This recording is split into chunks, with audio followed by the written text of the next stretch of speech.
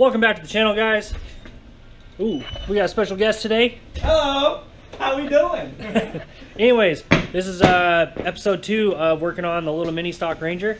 So today we're gonna get after it, probably work on the inside, gonna change out the steering column, change out the pedals, try to install the clutch hydraulics and stuff like that.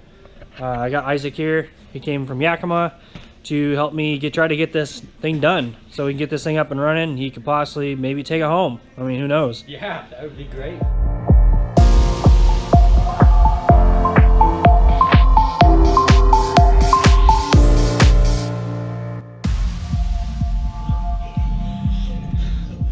You wanna go my way or yours? We're caught on the carpet. Go out yours.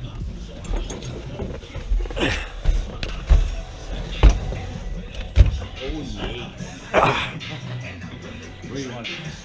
Behind the truck. Go up in the bed? No, we can just set it right over here. Turn around. Other way. There we go. So, what's up, guys? We're over here in Wenatchee. Kind of got maybe a future project for myself. Right now it's my buddy Keys. But I'm in dire need of a new vehicle, and so I'm here today working on the Ranger Danger. We got a hopped up little 2.3 with a bunch of goodies on it that we're gonna be sticking in here. Wait, what is this? We're also finding money. Tri-Cities car wash token. Oh, okay, nice, yeah, because that's currently where I am, so score, get a free car wash with this thing. So, currently we're in here, we're taking out seat belts, we're getting ready to remove some of this carpet, get it gutted out of here. We're going to be putting in a steering column. We're going to be converting this thing from an automatic to a stick, so we're going to be installing some clutch pedals as well.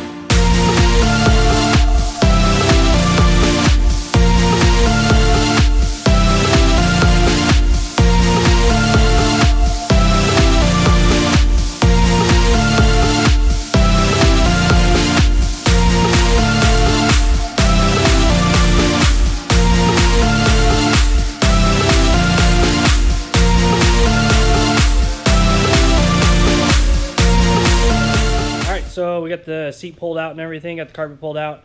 I just got done vacuuming it. As you saw, floor looks pretty good. I don't see any major rust holes.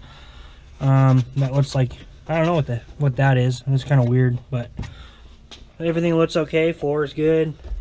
I mean, overall, what do you think, Isaac? I mean, the inside's pretty nice. I mean, it's dirty, but A little dusty, but it'll clean up real good. so, I mean, yeah. Normal looking inside of a truck to me. I mean, like I said, it's dirty, but it's not bad. At least the floor's not cracked. Normally the floor is like cracked in this area and stuff because of the seat, but I mean, most of the time that's just a Bronco 2 thing. Rangers I don't really think have that a whole lot.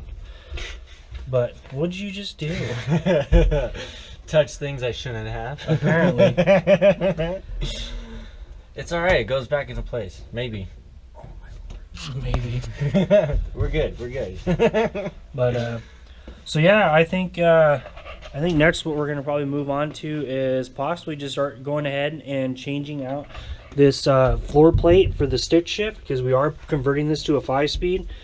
So I think we'll grab an 8mm socket and ratchet, and we'll buzz this thing off and go out and grab the new seal plate, and we'll get that installed.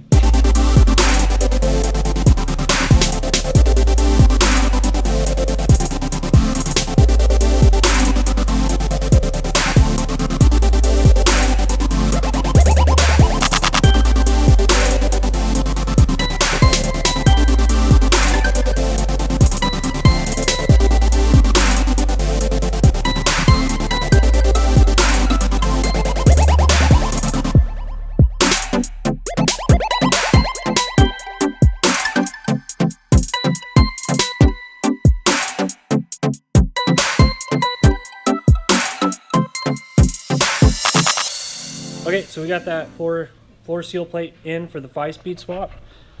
As you can see, Isaac got it all bolted down and everything, matched right up. Pretty simple, huh? Yeah, easy as could be, man. I didn't expect it to be like that. So yeah, I mean, it's a pretty cool thing about these Rangers and even the Broncos is they pretty much made all of them to where they're kind of, you know, you can go back and forth from stick to auto. You don't have to like cut holes in the floor and stuff like that. You just change out a plate and everything. And even like for like as you'll see when we get up in here, there's even the hole for the clutch hydraulics to actually go through the firewall. As you can see here, we have our master cylinder, slave cylinder, whatever you want to call it. I don't really remember what the technical name for it is, but yeah, I mean, it's pretty much, it's there. The hole's there. We just got to take the piece of rubber out, throw it through the firewall, and bolt it back up, and it's good to go. Easy peasy. And then all we got to do is just hook up our line from the transmission up to here, mount this. The bolt hole for this is actually on the firewall. Like I said, it's pretty neat how they did these Rangers and Bronco 2s. They made them to where they're kind of universal, so you can swap it auto to manual, you know, manual to auto if you wanted to. Without any real problem. Yeah, so. Which is a cool feature I never knew anything about. I'm new to these rigs, so. But next we're going to probably start working on the steering column, so let's get after it. We got this unbolted from the steering column right here. We're gonna go through on the inside and we're gonna get ready to remove these bolts that go around. We also got to come in here. Keith's already working on it. Here we're gonna unplug some of the electrical work to the steering column and then get ready to remove this thing. Okay, so we got the line removed from the top of the column and we've got this harness out from the column. Getting ready to undo these last few bolts. And this thing's coming out. So a little jingle and a little jingle. And this thing should be coming out. Of course. Oh, we have phone calls. Yeah. Here, I'll take this, buddy. Here you go. Thank you. Yeah, I got myself a steering column. Alright guys, we're back here in the shop after a quick dinner break. We just pulled out the brake booster. We've got the column out. Working on getting the clutch pedal assembly out now. Well, brake pedal assembly because this is the auto setup. Hopefully, a few more bolts and it'll be out. And we'll get the manual one swapped back in, and then we'll put the manual steering column in it, and then probably start working on getting the interior all put back together tonight. Sweet deal. Yeah. Moving right along. I think we're moving actually along pretty good. Not bad. Not bad. Yeah, to be honest. So yeah, just working on getting this automatic pedal system out of here, and then so a little update because of where the bolts are on the pedal assembly, we are going to have to pull the gauge cluster out. A little bit of a pain, but no big deal. Not for my man Keith. No. The name of the game, man. Things happen. No big deal. Usually to the best of us, right? I mean, it's not that big of a deal because we already got to get in here to repair this radio harness, which I already got a new pigtail from the yard. Because as you can see, they cut all the wiring so short that I can't even repair that. So I got another harness from the yard so we can actually solder this all back together so you can actually plug in the adapter to put an aftermarket stereo in it. Sweet. So doing it right instead of doing it the dumb way. Okay. So we got the clutches or automatic pedal assembly out of the truck, and we're taking off the support bracket that helps to hold the dash and the pedal system assembly. This thing was a pain in the butt to get out. Super pain. Definitely made it challenging, I can tell you that. So, got the pedal assembly out. Here's the old auto one. Here's the manual one. As you can see, if you really look at it, this aluminum frame is the same, other than it's just the shaft that runs through here, you know, to signify, you know, auto or a manual truck. But regardless, even if you're just going to change this part, you still have to pull this whole thing out just to get this out, because there's not enough room in the truck you know, with all the wiring and under the dash and all that. So it's just, no matter what, you're pulling this whole thing out. So, well, we're gonna get this one put back in.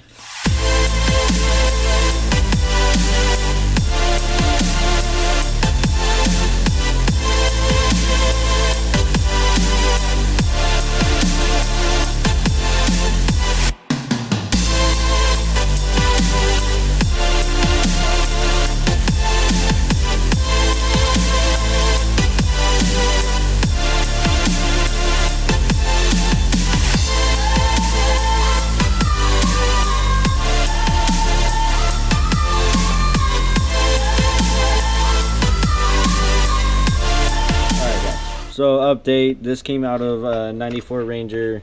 This is our clutch cylinder to hook up to the clutch pedals.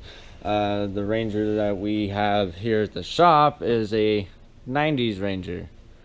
And we called the local parts store and they matched or looked up the part numbers for us, and they didn't match. They're two totally different parts. So the body style on the one's shorter, and it will sit in here on the fender or off the fender. The one we have will actually rub right here on the inside of this fender as we try to assemble it. So it's kind of a bummer, a little hiccup, but no big deal. Puts us out till Tuesday on that.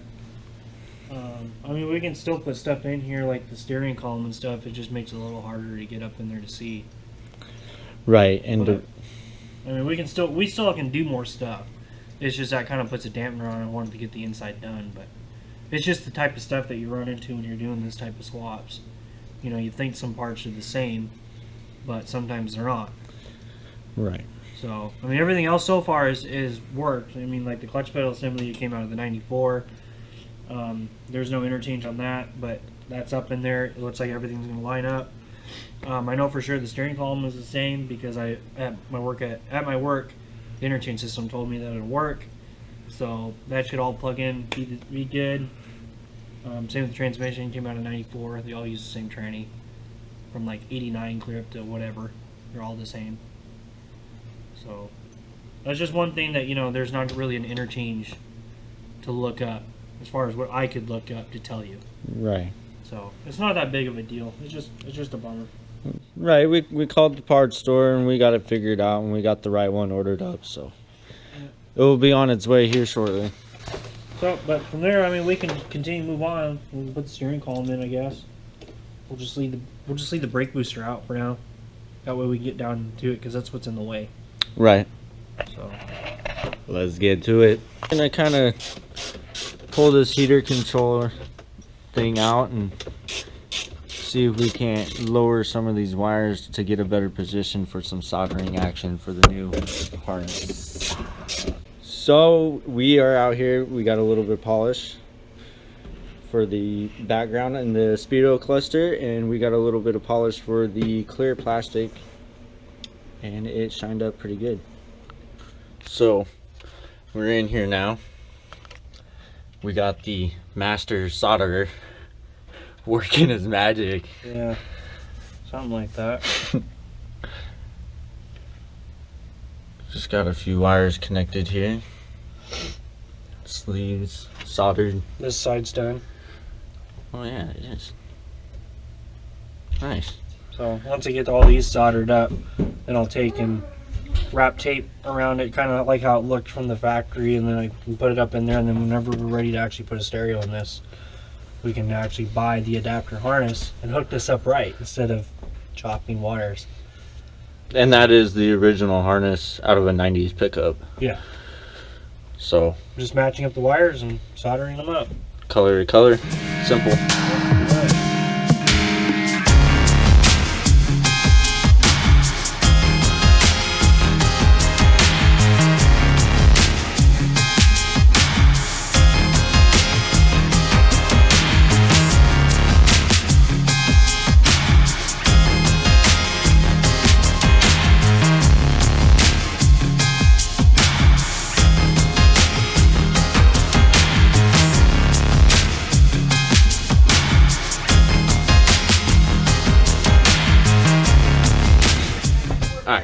So we're in here. Don't mind the noise. We got the harness all wired up, wrapped, taped up. We're getting ready to install the dash back in. Hopefully. Working on it. Just like so. Bam. So guys, a little bit of an update here. We decided to keep the automatic column, and we took a grinder wheel and kind of cut the shifter off, and we're just going to cover it back up with the plastics. We have the steering column back in and bolted, and yeah, we are well on our way. See ya. Yes, sir. So we got some dilly dollies off this thing. We're going to clean this plastic with this guy.